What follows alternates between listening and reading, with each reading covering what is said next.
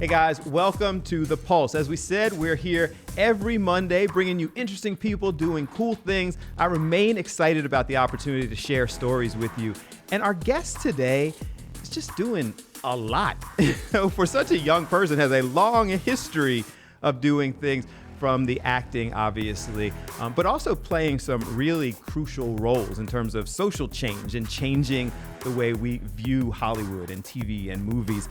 I'm going to stop talking about her and talk to her. Kyla Pratt joins us on The Pulse. Thanks for taking some time with us. Hey, thank you for having me. I don't want to start probing. What accent do I hear? Well, it's crazy because I'm from LA, Okay. but I always get from people that I sound like I'm from the South. And I have family in the South. So when I go down there, it gets a little deeper. Yeah, that's because I read LA, and so I knew about your background, but you do sound like you've got the Southern thing going. Well, my grandfather's from Louisiana and my grandmother's from Alabama. So, it's in my blood. Oh. Let's go backwards, like to the beginning, because you've Okay. been doing this for a minute. Like as I said, you're a young person to have, almost 30 years in the game. As I get older, I don't realize I'm getting older until someone, first of all, or I see my kids and I'm like, wait, I thought you were a baby. Yeah, right. And then also with the projects that I've done, and I'm doing like the 20-year celebration of something. And I'm like, wait, what? Like, how is that 20 years ago? Like, that doesn't make any sense. Take us back to that, because I mentioned, you've been doing this since, started at 6, got into it at 8. Like what's the background of someone who gets into this so early? My mother's an actress, and I grew up watching her do plays. She kind of calmed down when she started having children, but we got to see her do plays, and I got to be an extra in a couple of her plays.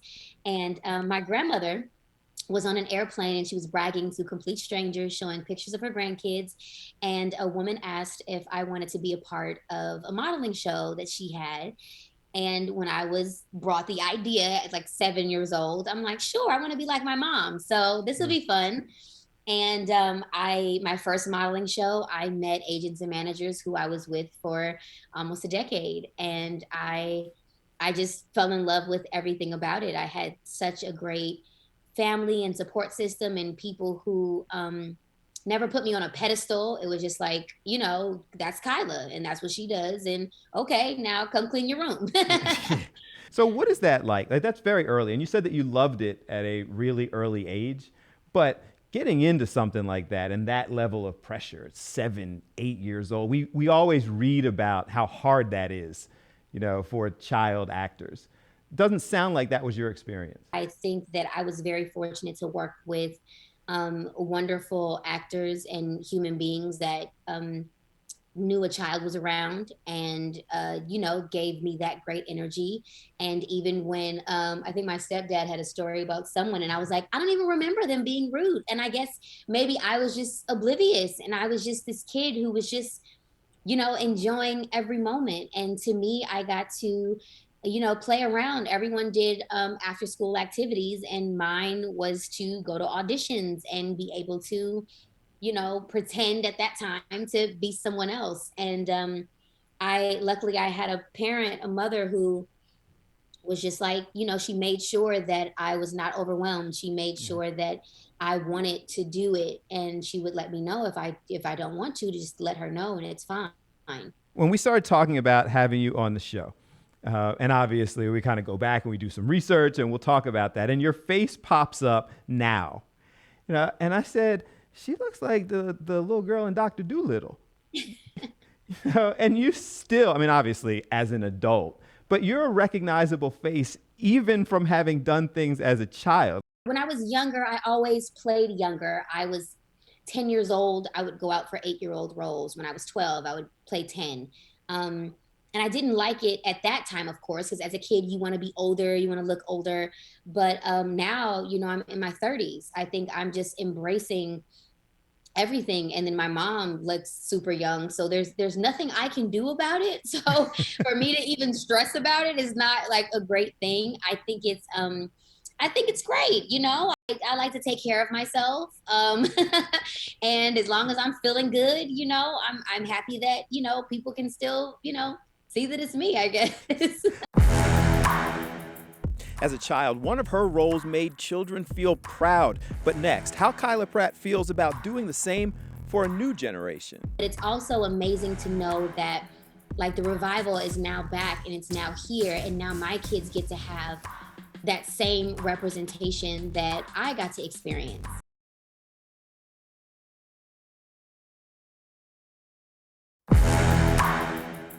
Welcome back to The Pulse. Today we're talking to Kyla Pratt, from child actress on up to an adult making a difference in the industry. Let's get back to the conversation. I mentioned Dr. Dolittle. When I was going back, again, doing the research, and I pulled out all this, and all of this are pages of things that you've been in TV and movies and music videos and so much more. With all of that, what to you was the big break? I actually was having a conversation about this on set yesterday. And because I was talking about how my mom gave me the option and she never made me feel like I had to do something. And at the time I had booked these Nike commercials, these WNBA Nike commercials. Okay. And I had booked a spot on a very popular TV show, Okay. drama. And it was shooting during the same time, so I couldn't do both. And my mom said, "Hey, Kyla, what do you want to do?" And I was like, I don't even know how old I was. I had to be like 11. Mm-hmm. And my mom gave me that opportunity instead of saying, like, I like this show, so you're going to do this one, or this one pays more. You know what I mean? Yeah. And so I said, I want to do these Nike commercials because I like how sassy the girl gets to be. I like, and I get to be sassy. And I feel like those Nike commercials, whenever someone mentions Love and Basketball, I know that a bunch of people involved in that saw me in those Nike commercials. I will take it. Really? Well, I mean, I don't know, because there's so many. Like I mentioned Dr. Dolittle, you mentioned Love and Basketball. We're going to talk about the Proud family and the significance of that. I don't think that was the big break because that was already well into your career.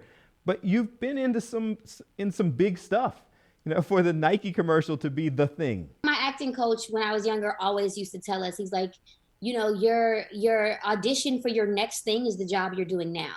So I think being a part of those commercials just put me in a basically bird's eye view for people to see this young girl who was sassy and who was fun and could be funny, and just opened up more opportunities for me to be on amazing projects. I mean, fortunately, I've been a part of some amazing things, and it was not planned. I auditioned for these things, and I've been blessed to be a part of so many classics that people care about. I mentioned Love and Basketball. Again, we're going to talk about the Prouds. You've been on pretty much every shaping some level of culture type movie or program throughout that has these significant cultural followings.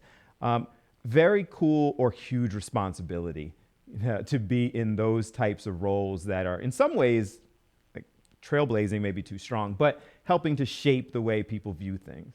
I got to work, and then I got to leave work at work.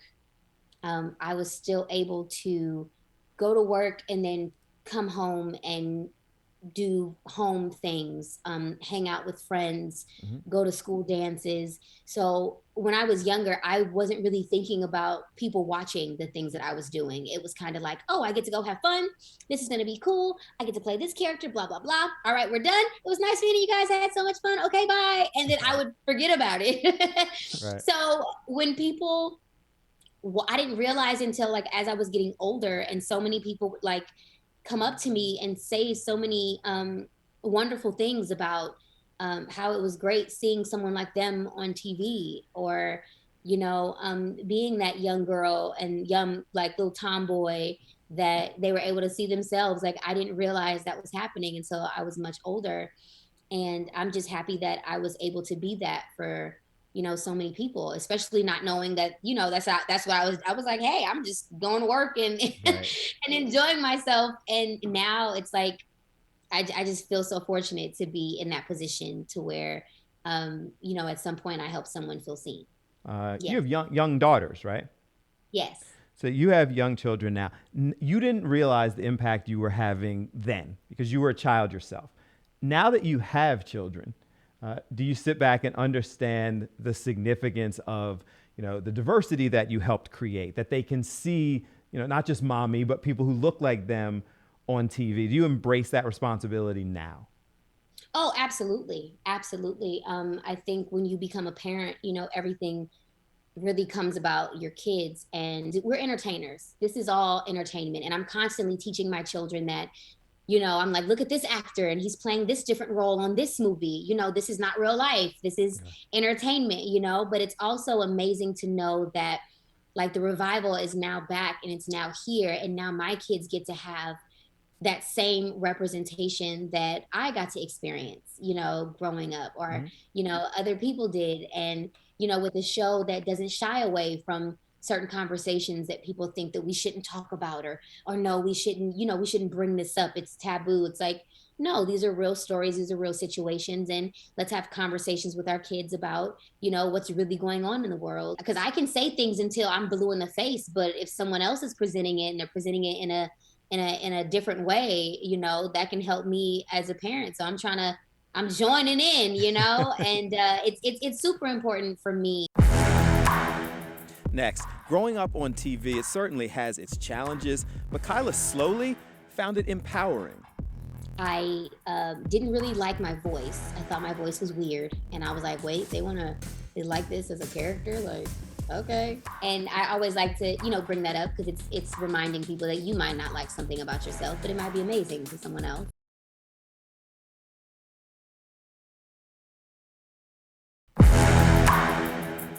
Welcome back to The Pulse. Today we're spending some time with Kyla Pratt, learning about her experiences, the things that she's done throughout her years in Hollywood.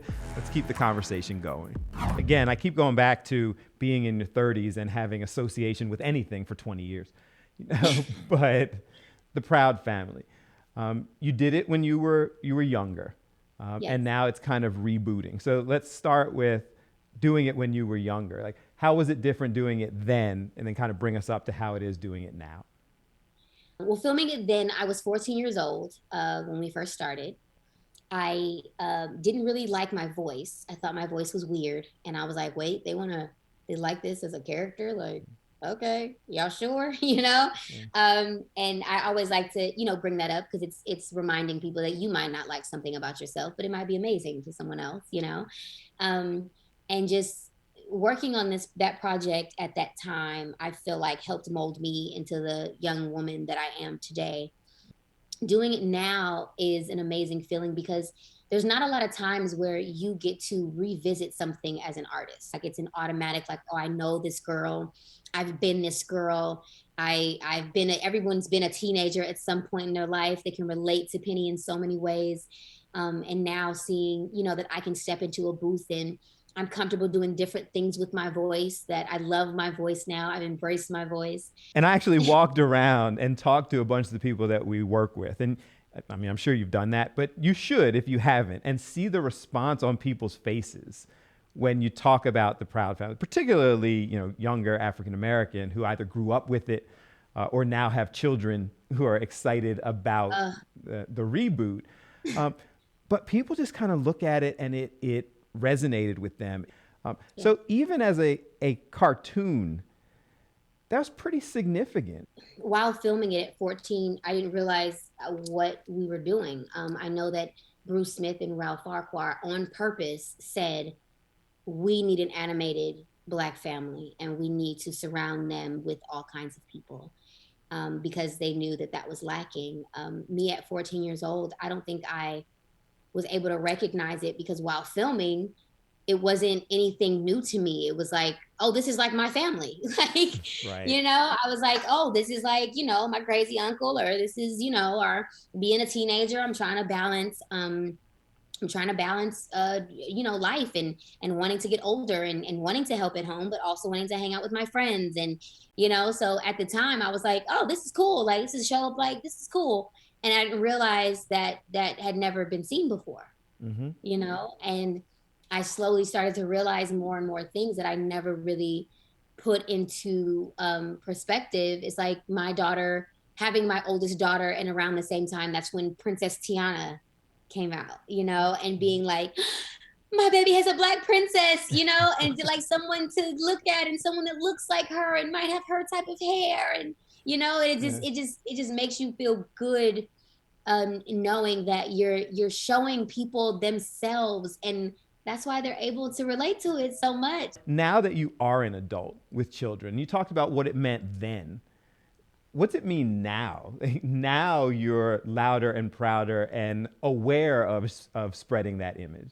They updated it, they upgraded it to now kids, and my kids generation can relate in Yeah. so many ways. We tackle social media, we tackle so many things, and it's amazing because now I know that some things that might randomly go through my kid's head, people are having conversations that a lot of people might find uncomfortable, or think that we shouldn't talk about. But I know that my kids and kids growing up around them now have extra representation in seeing themselves.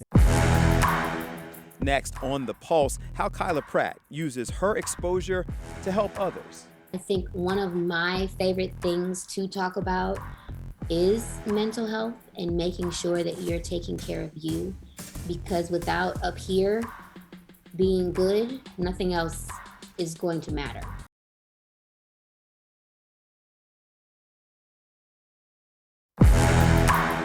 Welcome back to The Pulse. Learning so much about today's guest, Kyla Pratt. Hope you're enjoying it. Let's not waste any more time. Let's get back to the conversation. You're also on, and I want to talk about the Proud Family, you're also on Call Me Kat.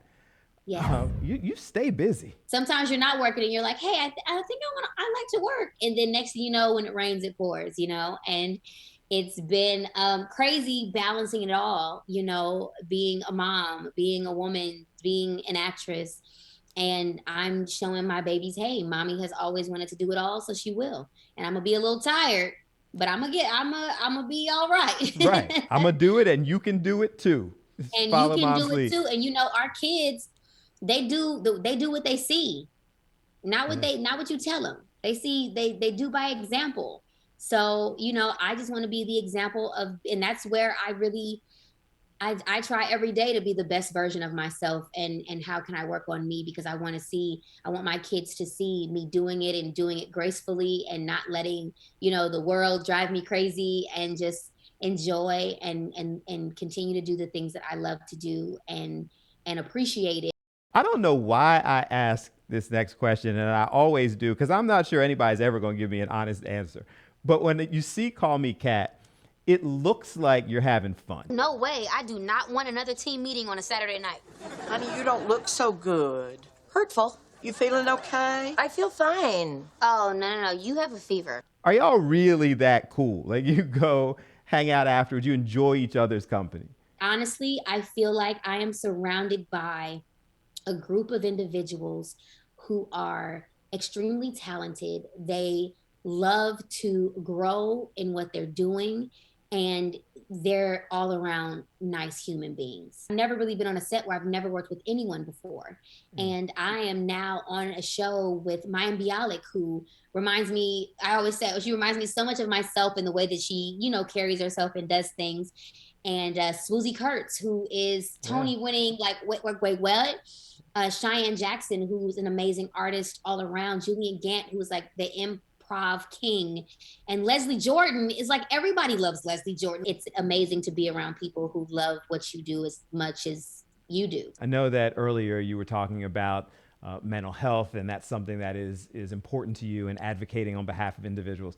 But if you get to use your voice for good, if you wanted people to follow something or look up a certain issue or be supportive of something, how do you use your voice for good? I think one of my favorite things to talk about is mental health and making sure that you're taking care of you, because without up here being good, nothing else is going to matter. Nothing else. And I like to have those conversations and remind people that, all of these people that you see on social media, that you see who are portraying different characters in different projects, we are all human beings.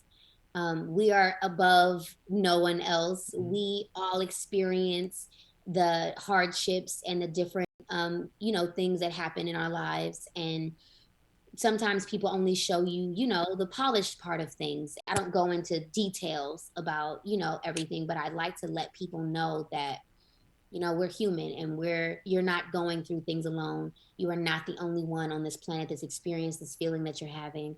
Take deep breaths and figure out what you can do to make yourself feel better, whether it's stretch, work out, change your eating habits, talk to someone who genuinely loves you, genuinely learn how to love yourself no matter who you are, no matter what you do and what you've been through. Talk to the little girl from Dr. Doolittle's all grown up now. This has been fun. I appreciate you doing that. Continued success. We'll check in again when you got, 5 different shows going on at the same time. Hey, speak it into existence, baby. Thank you so much. I appreciate you and congratulations on everything that you guys have going on there.